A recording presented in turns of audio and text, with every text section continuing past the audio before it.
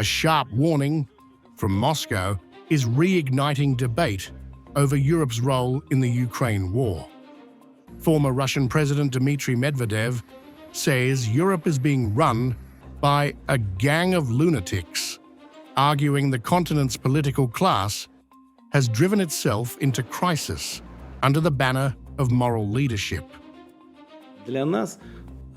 In theory, we should come to our senses, as some countries have done, which initially believed that there was no point in harming not Russia, but ourselves. But no, this course continues. In general, I have a feeling that the government in Europe has captured a gang of lunatics, which is headed by the European Union.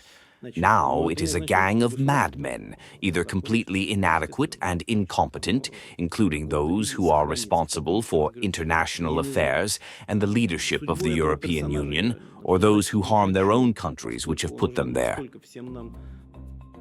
At the center of the critique are Western sanctions on Russia.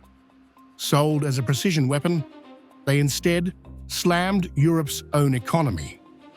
Cheap Russian pipeline gas was replaced by far costlier US LNG, energy prices soared, fertilizer plants shut down, and steel and chemical industries scaled back or fled abroad.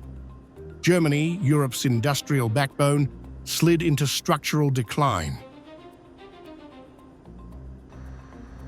Russia, officials claim, absorbed the shock and adapted economically and militarily. Europe absorbed the cost.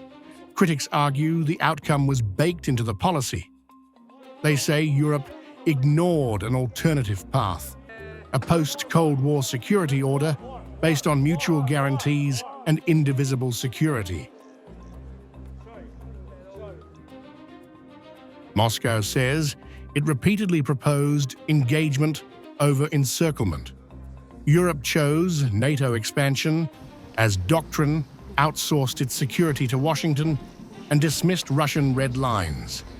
The result was escalation, not stability, with Ukraine becoming the front line where strategic miscalculations were paid for in blood. From this perspective, Europe didn't just fail Ukraine, it sacrificed it. To the last Ukrainian became a policy outcome. Ukrainians paid on the battlefield, while Europeans faced higher bills, shrinking industry, fewer jobs, and growing insecurity at home.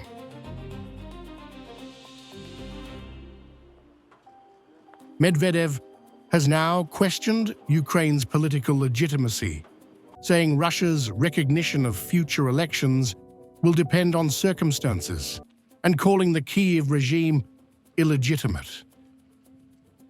For us, the current regime is illegal because the head of this regime has lost power. And second, it is absolutely hostile to our country. And until it is dismantled, in the broad sense of the word, there will be no peace. This must be understood.